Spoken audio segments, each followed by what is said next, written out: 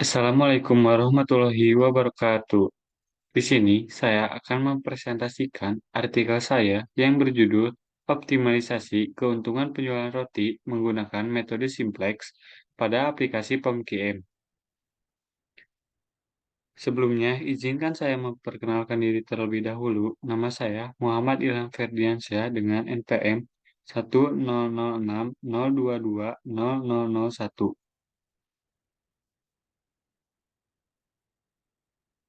Daftar isi. Yang pertama, ada pendahuluan. Yang kedua, metode. Yang ketiga, hasil dan pembahasan. Dan yang terakhir, ada kesimpulan. Pendahuluan. Optimalisasi keuntungan penjualan roti merupakan salah satu tantangan penting dalam bisnis roti. Tujuan utama dari optimalisasi keuntungan penjualan roti adalah untuk mencapai pendapatan maksimum dengan biaya minimum. Metode simplex adalah teknik matematika yang digunakan untuk menyelesaikan masalah optimasi linier. Metode ini sangat berguna dalam mengoptimalkan keuntungan penjualan roti karena masalah optimasi yang dihadapi dalam bisnis roti seringkali dapat diformulasikan sebagai optimasi linier. Penelitian ini juga menggunakan software POMQM atau Production and Operation Management Quantitative Method untuk mempermudah perhitungan keuntungan maksimum yang diperoleh dari setiap penjualan yang nantinya akan dilakukan dalam jangka waktu 1 hari dengan tepat, sehingga memiliki perhitungan yang akurat dan diharapkan dapat mempermudah dan mempercepat perhitungan. Aplikasi ini memungkinkan pengguna untuk memodelkan, menganalisis, dan memecahkan berbagai masalah yang berkaitan dengan produksi dan operasi, termasuk masalah optimasi. Dalam penggunaan metode simplex pada aplikasi POMQM, pengguna dapat memasukkan data tentang biaya produksi, harga jual, dan batasan-batasan yang ada, seperti kapasitas produksi dan persyaratan keuangan. Tahapan dalam penggunaan optimalisasi keuntungan penjualan roti menggunakan metode simplex pada aplikasi POMQM. Yang pertama, identifikasi variabel dan fungsi tujuan. Yang kedua, identifikasi batasan-batasan. Yang ketiga, membuat tabel data dalam aplikasi POMQM. Yang keempat, tentukan fungsi tujuan dalam bentuk persamaan matematika. Lalu yang kelima, batasan-batasan dalam bentuk persamaan matematika ke dalam tabel data. Lalu yang keenam, gunakan aplikasi POMQM untuk menyelesaikan masalah optimasi linier menggunakan metode simplex. Lalu yang ketujuh, analisis hasil. Yang terakhir, implementasi solusi optimal. Untuk hasil dan pembahasan ini ada dua. Yang pertama dengan cara manual, lalu yang kedua dengan cara POMQM. Nah, untuk yang cara manual ini, berdasarkan dari data penjual roti, dapat dilakukan pengelompokan terhadap variabel keputusan yaitu yang pertama, roti isi coklat membutuhkan banyak barang 40 box, berat box 48 kilogram. Lalu yang kedua, roti isi keju membutuhkan banyak barang 20 box, berat box 24 kilogram. Banyak barang dimisalkan dengan permintaan konsumen yang sesuai dengan jumlah penjualan. Sementara keuntungan per produk yang diperoleh yaitu roti isi coklat sebesar 180.000, roti isi keju sebesar 170.000. Sedangkan persediaan bahan baku ada sebanyak 100 box, lalu beratnya ada 120 kilogram. Untuk menentukan formulasi, di atas digunakan simbol X1, X2, dan Z di mana X1 sama dengan roti isi coklat. Yang kedua, X2 sama dengan roti isi keju. Zmax sama dengan jumlah keuntungan roti isi coklat dan roti isi keju. Tujuan penjualan roti yaitu untuk memperoleh keuntungan sebesar-besarnya dari kendala yang dimiliki. Maka formulasinya menjadi Zmax sama dengan 180.000 X1 plus 170.000 X2. Formulasi ini dibuat karena adanya batasan-batasan yang terdapat pada tabel 1. Lalu, Data dari tabel di atas dapat dibuat sebagai penyelesaian dari metode simplex persoalan maksimum. Berikut adalah langkah penyelesaiannya. 40x1 sama tambah 20x2 kurang dari 100. 48x1 plus 24x2 kurang dari 120. 120. Fungsi tujuan diubah menjadi z min 180.000 x1 min 170.000 x2 sama dengan 0. Fungsi batasan diubah dengan memberikan variabel slack menjadi 40x1 plus 20x2 kurang dari 100. 48x1 plus 24x2 kurang dari 120 diubah menjadi 40x1 plus 20x2 plus S1 sama dengan 100. 48x1 plus 24x2 plus S2 sama dengan 120. Persamaan di atas disusun ke dalam tabel simplex untuk menjadi formulasi yang terdapat pada tabel 2. Lalu, memilih kolom kunci yaitu memiliki nilai-nilai pada garis fungsi tujuan yang bernilai negatif dengan angka terbesar terdapat pada tabel 3. Karena nilai X1 merupakan angka negatif paling tinggi yaitu min 180.000, maka kolom X1 merupakan kolom pivot dan X1 merupakan variabel masuk. Lalu selanjutnya memilih baris kunci, yaitu nilai yang mempunyai limit rasio dengan angka terkecil yang terdapat pada tabel 4. Limit rasio sama dengan nilai kanan, NK sama dengan nilai kanan. Lalu, limit rasio merupakan hasil dari pembagian antara nilai kanan dengan nilai kolom kunci. Rasio pembagian nilai kanan paling kecil adalah 1,2. Terus, mengubah nilai pada baris kunci. Nilai pertama adalah nilai baris pivot baru yaitu X1. Semua nilai pada baris S1 dibagi dengan 40. Keterangannya, nilai baris kunci atau per angka kunci. Nilai kunci yaitu nilai pada baris S1. Kolom baris kunci. Angka kunci yaitu variabel keluar per elemen pivot. Nilai baris kunci diubah dengan cara dibagi dengan angka kunci, yaitu 0 per 40 sama dengan 0, 40 per 40 sama dengan 1, 20 per 40 sama dengan 1 per 2, 1 per 40 sama dengan 1 per 40, 0 per 40 sama dengan 0, 100 per 40 sama dengan 5 per 2.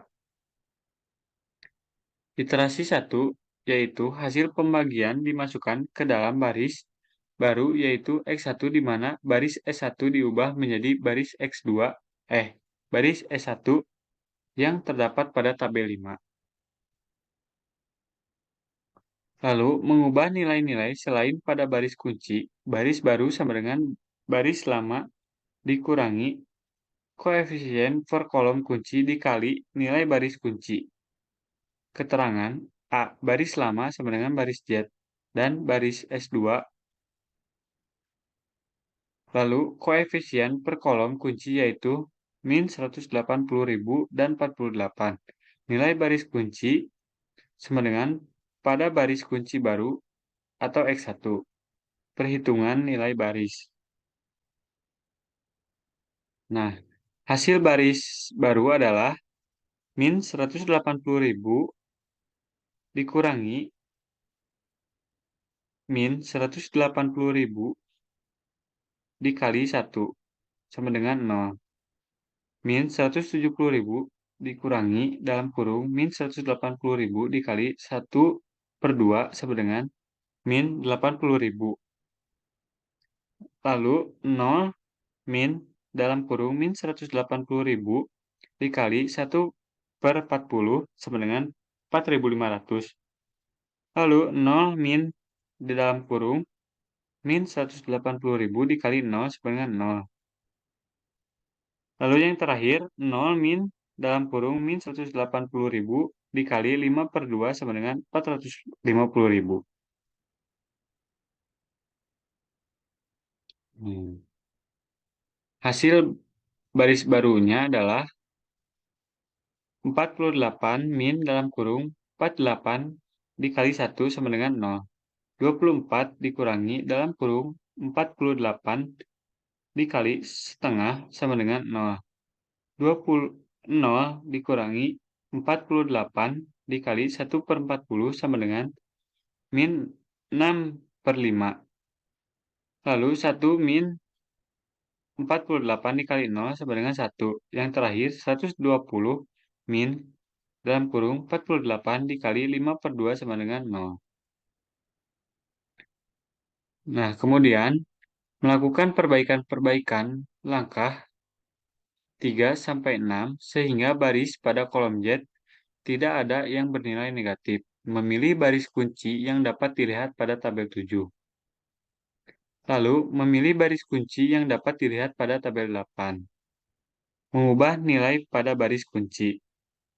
0 per setengah sama dengan 0, 1 per setengah sama dengan 2, setengah per setengah sama dengan 1, 1 per 40 sama dengan setengah, 1 per 40 per setengah sama dengan 1 per 20, 0 per setengah sama dengan 0, 5 per 2 per setengah sama dengan 5.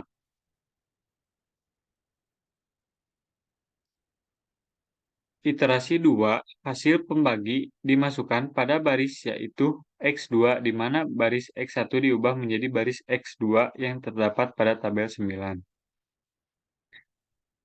Lalu mengubah nilai-nilai selain pada baris kunci.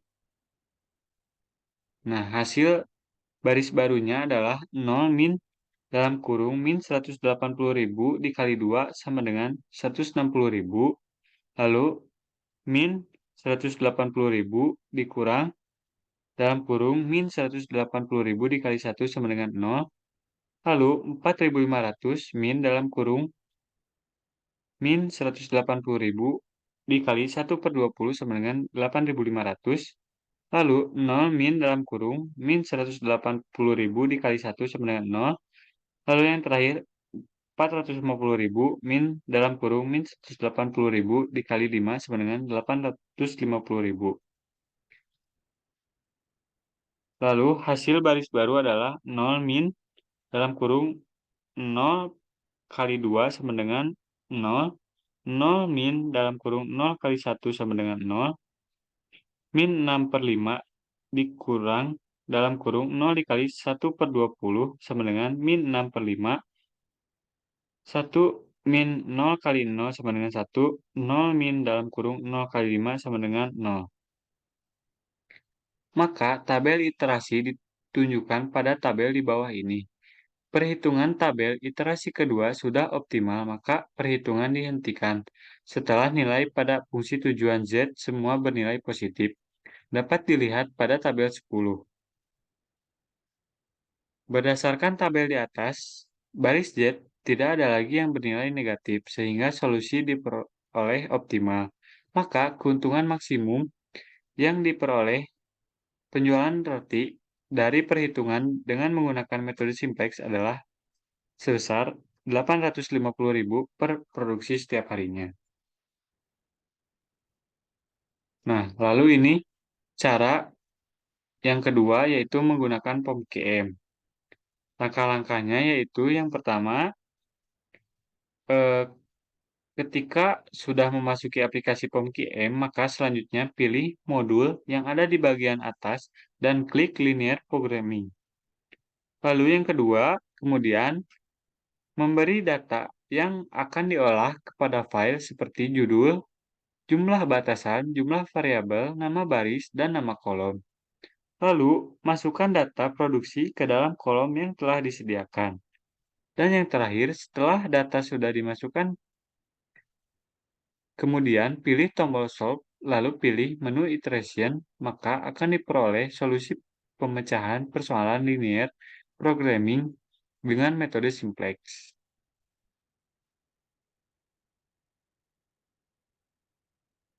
Kesimpulan, berdasarkan penelitian yang telah dilakukan, maka dapat diambil kesimpulan sebagai berikut. Yang pertama, metode simplex dapat dijadikan acuan untuk pengambilan keputusan karena akan mempercepat penjualan roti, maka akan mempercepat penjual roti untuk berinovasi. Yang kedua, program linier dalam hasil ini, hal ini, metode simplex dapat digunakan oleh penjual roti sehingga dengan keterbatasan yang ada nantinya akan dapat dimanfaatkan untuk memperoleh keuntungan yang maksimal. Lalu yang terakhir, pemanfaatan POM-QM sangat membantu perhitungan karena lebih efisien dalam menentukan keuntungan. Mungkin dari saya dicukupkan sekian. Mohon maaf bila ada kesalahan. Wabillahi taufiq wal hidayah. Wassalamualaikum warahmatullahi wabarakatuh.